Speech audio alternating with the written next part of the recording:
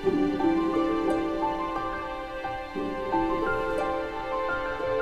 నమ్మకత్వం ఇది, నా విశ్వాస్యత ఇది అని పాతాళంలో ఉన్న ప్రేతలకు తన విశ్వాస్యత చూపుతాడా?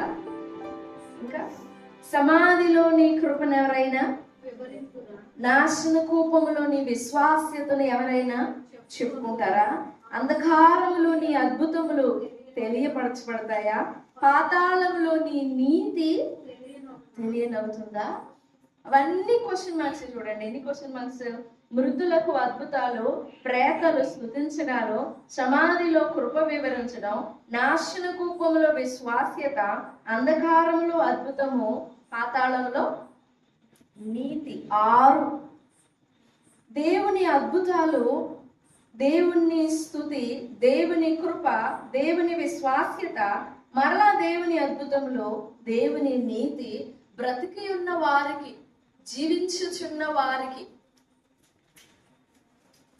జీవించుచున్న వారికి ఒక మనుషునిలో ప్రాణం దేవుడు ఇంకా నిలిపి ఉంచాడంటే కారణం దేవుని విశ్వాస్యత మనిషిలో కనబరచడానికి. ఇంకా బ్రతకచుండనిస్తున్నాడు అంటే, ఇంకా బ్రతికిస్తున్నాడు అంటే దేవుని విశ్వాస్యత ఆ వ్యక్తి సంపూర్ణంగా గ్రహించాలని, దేవుడు తన నీతిని ఆ వ్యక్తికి కనబరచాలని. ఆ వ్యక్తి దేవునికి నమ్మకంగా ఉండకపోవచ్చు, ఆ వ్యక్తి దేవునికి పడకపోవచ్చు, కానీ దేవుని స్వభావం ఏంటంటే నీతిమంతులకు అనీతిమంతులకు తన నీతి కనపరుస్తాడు. That's the character of God. నీతిమంతులకే మేలు చేయాలి అని అంటే అసలు మేలు అనే పదమే వినపడదు భూమి మీద. వినపడుతుందా? మంచివారికే మేలు చేయాలి అని అంటే, సర్వ పరిశుద్ధులకే దేవుడు ఘనమైన కార్యాలు చేయాలి అని అంటే అసలు ఎవరికి దొరకవు అలాంటివి. ఆ పేర్లు కూడా వినపడవు. కానీ దేవుని నీతి, దేవుని అద్భుతములు, దేవుని కృప, దేవుని విశ్వాస్యత, దేవుని నీతి సమాధిలోనున్న వారికి కనపరచడం, కానీ బ్రతికి ఉన్న వారికి కనపరుస్తాడు. అది దేవుని క్యారెక్టర్, అది దేవుని స్వభావం. ప్రాణం ఆయన చేతుల్లో ఉండింది, ప్రాణం ఊపిరి ఆయన చేతుల్లో ఉండింది, ఇంకా బ్రతకరిస్తున్నాడు అని అంటే కొంతమందిని చూసినప్పుడు మనకు అనిపిస్తుంది. కొన్ని కార్యాలు, పరిస్థితులు చూసినప్పుడు ఇంకా ఎందుకు బతుకున్నానా, కొన్ని పరిస్థితులు చూసినప్పుడు అనిపిస్తుంది. కొంతమంది మనుషులను చూసినప్పుడు అనిపిస్తుంది ఇంకెందుకు బ్రతుకున్నారు వీళ్ళు, ఇంత ఏడిపించడానికి, ఎంత కీడు చేయడానికి, ఎంత నాశనం చేయడానికి, వీళ్ళు బ్రతికి ఉండే ఉపయోగం ఏంటి అని మనం కోసం మనకేస్తాం. కానీ దేవుడు అంటున్నాడు, సమాధిలో ఉన్న వారికి నా నీతిని చూపించాను. నా నీతి ఎవరికి చూపించాలి? నా విశ్వాస్యత పాతాళంలో ఉన్న వారికి నేను చూపించగలనా? భూమి మీద నేను ప్రాణం ఉండనిచ్చుచున్నానే.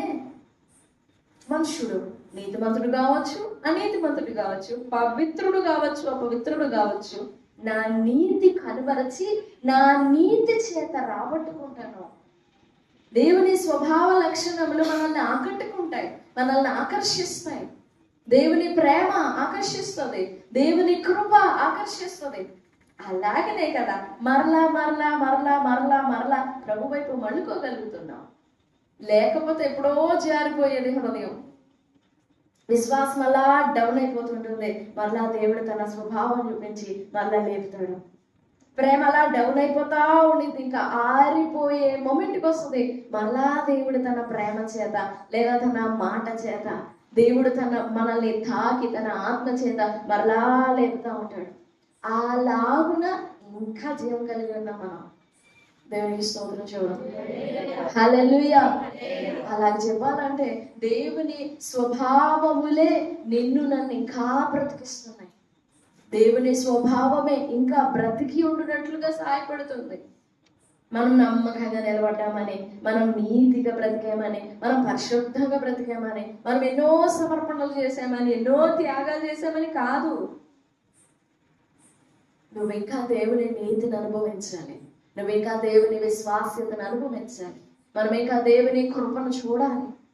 ఆయన ఏమై ఉన్నాడో చూడాలి. అందుకే ఈ భూమి మీద మనల్ని బ్రతికుంచుతుంది. నా మహిమంతా కనపరచాలి మనిషికి, నా ప్రేమంతా కనపరచాలి మనిషికి. ఎందుకంటే ఆయన తన ప్రేమ అంతటిని వ్యక్తపరచడానికి కదా పరలోక మహిమను విడిచిపెట్టి భూమి మీదకి పాప శరీరాకారంతో వచ్చి మరణించింది. మరి అది మనం అర్థం చేసుకోకుండానే నశిస్తే, ఆ నీతి ఏంటో గ్రహించకుండానే నశిస్తే, అందుకని చెప్పేసి దేవా నీ నీతి నాకు అగ్గుపడేంత వరకు ఎన్ని సంవత్సరాలైనా నేను బ్రతుకుంటానులే అని అనుకోవడానికి లేదు. బ్రతికి ఉన్న కారణం దేవుని నీతి రుచి చూడటానికి, దేవుని విశ్వాస్యత రుచి చూడటానికి, దేవుని అద్భుతాలు చూడటానికి, దేవుని బలం చూడటానికి, దేవుని ప్రభావం చూడటానికి మనం బ్రతికి ఉన్నాము. ఇంకా వాటిని చూసి ఆయన వైపు మళ్ళుకోవడం, ఆయన వైపు ఆకర్షింపబడడం, అది కారణం మనం బ్రతికి ఉండడానికి. అంతేగాని మన ఇష్టాలు నెరవేర్చుకోవడానికి, ఇంకా జీవితాన్ని బాగా అనుభవించలేదు ఇంకా అనుభవించడానికి కాదు. దేవుని కృపలు చూడడానికి, దేవుని ఆ రెండు మాటలు గుర్తుపెట్టుకోండి, నీతి, దేవుని విశ్వాస్యత. ప్రతిరోజు నీకు అది కనపరచాలనుకుంటాడు దేవుడు. ప్రతిరోజు తన నీతి నీకు చూపించాలనుకుంటాడు. ప్రతిరోజు విశ్వాసత అనుకుంటాడు, చూపిస్తే వచ్చాడు ఇప్పటి వరకు. ఈ 2025వ సంవత్సరం ఎంటర్ అయ్యేటప్పుడు ఎలా ఎంటర్ అయ్యాం? 2025 ఆ సంవత్సరం వస్తుందంటేనే ముందే భయం వేస్తుంది.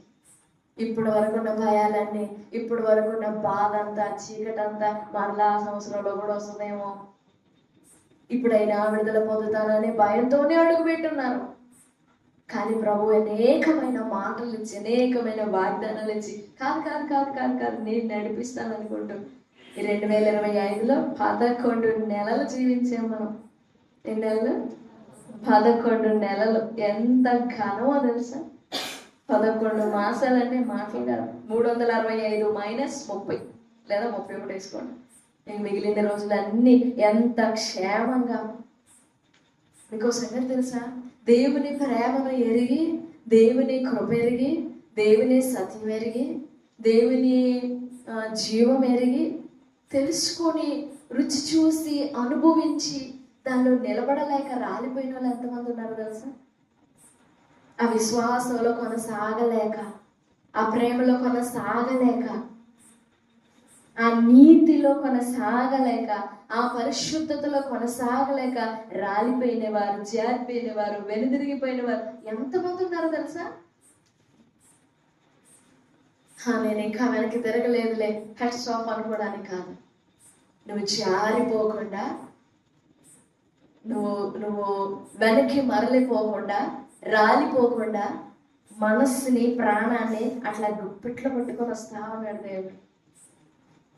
ఈ వాక్యము, ఈ పరిచర్య ద్వారా, ఈ వాక్యముల ద్వారా, దేవుడు మాట్లాడుతున్న మాటల ద్వారా నిన్ను నన్ను విశ్వాసంలో నిలబెట్టుకుంటూ వస్తున్నాడు దేవుడు.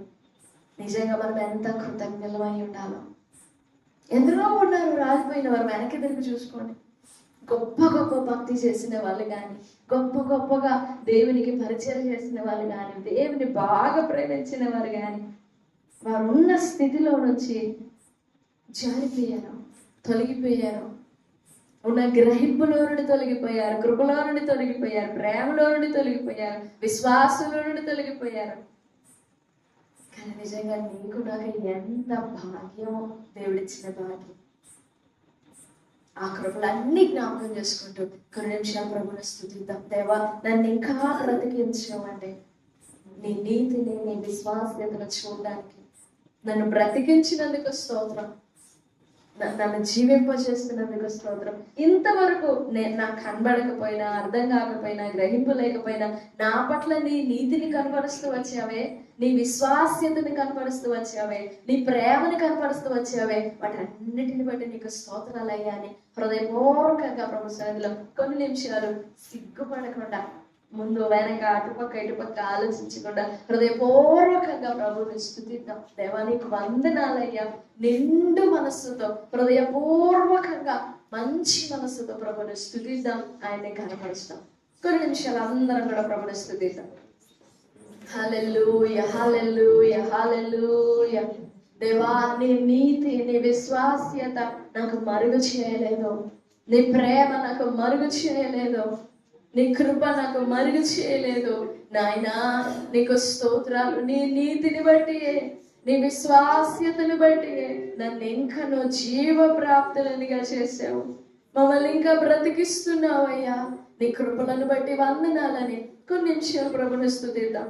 జ్ఞాపకం చేసుకున్నా ప్రభు, కృపలు జ్ఞాపకం చేసుకున్నా. దేవా, నీ కృపయే, నీ నీతియే, నీ విశ్వాస్యతయే మేము నమ్మదగిన వారం కానప్పటికీ, సమాన పరిశుద్ధత లేనప్పటికీ, సంపూర్ణ విధేయత, సంపూర్ణ విశ్వాసం దేవాన్ని ఎదుట సంపూర్ణులం కానప్పటికీ ప్రభువా, ఎంత కృప విస్తరింపజేస్తున్నావో, ఎంత విశ్వాస్యతని కనబరుస్తున్నావో నాయనా, నీకు వందనాలయ్యా అని హృదయపూర్వకంగా ప్రభు సన్నిధిలో ఒప్పుకుందాం. ప్రభు నీకు నీతి కనపరిచాడని ఒప్పుకో. ప్రభు నీకు విశ్వాస్యత కనపరిచాడని ఒప్పుకో. తన ప్రేమ కనపరిచినాడని ఒప్పుకో. నా ఎడలను కనబరుస్తున్న నీ సంపూర్ణమైన ప్రేమను బట్టి, సంపూర్ణమైన కృపలను బట్టి దేవా నీకు వందనాలయ్యా, నీకు వందనాలయ్యా, నీకు వందనాలయ్యా. యేసయ్యా నీకు వందనాలు, వందనాలు, వందనాలు, వందనాలు, వందనాలు నాయనా. కృపా సత్య సంపూర్ణుడ స్తోత్రం, కృపతో రక్షించితివి స్తోత్రం. కృపా సత్య సంపూర్ణుడ స్తోత్రం, కృపతో రక్షించితివి స్తోత్రం. నీ రక్తమిచ్చి విమోచించినావే నా రక్షణకర్త స్తోత్రం. నీ రక్తమిచ్చి విమోచించినావే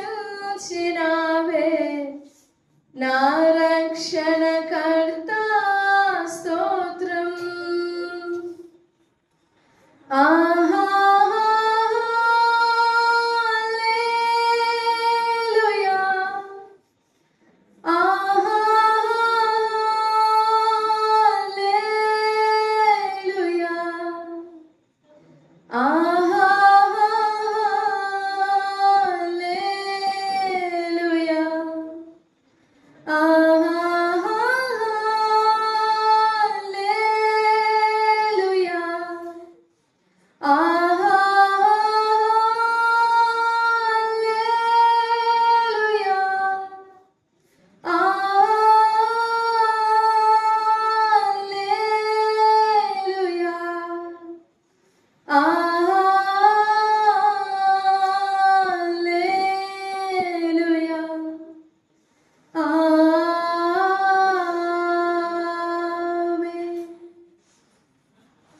అత్యున్నత సింహాసనముపై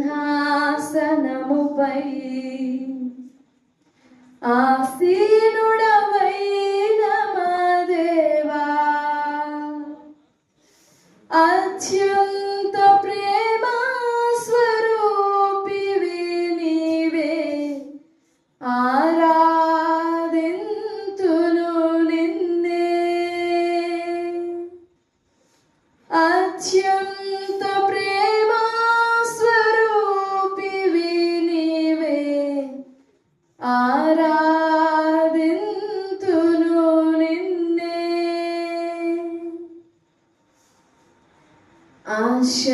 ఆశ్చర్యకరుడా స్తోత్రం,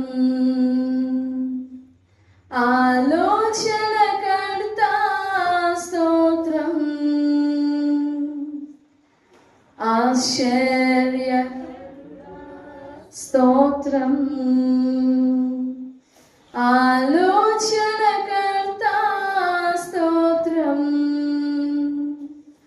బలమైన దేవా, నిత్యుడవగు తండ్రి, సమాధానాధిపతి స్తోత్రం.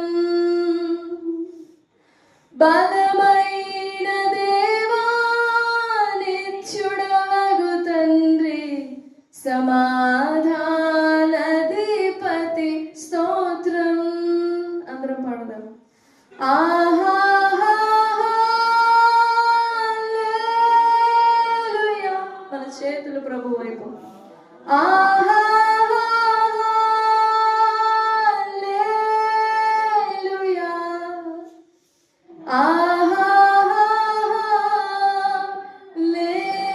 హల్లెలూయా,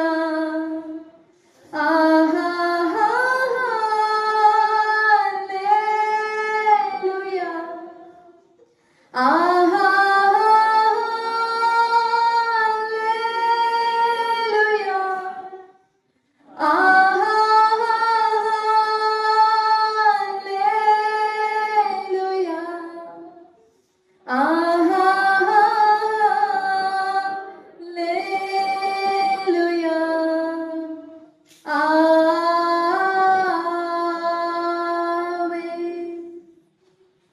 ఆమె అనువాడ స్తోత్రం,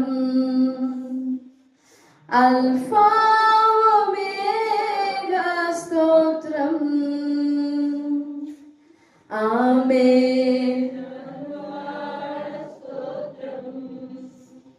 అల్ఫా ఒమేగా స్తోత్రం. అగ్ని జ్వాలల వంటి కన్నులు గలవాడా, అత్యున్నతుడా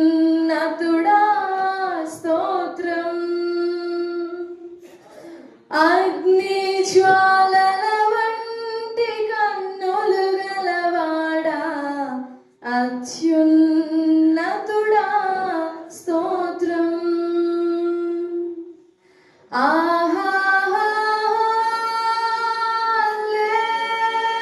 హల్లెలూయా,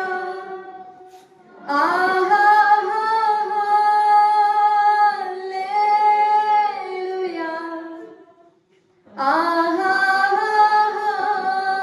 హల్లెలూయా, హల్లెలూయా,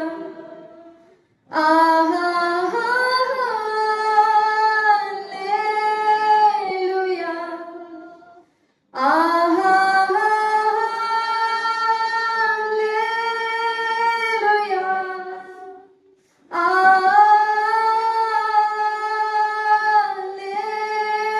హల్లెలూయా,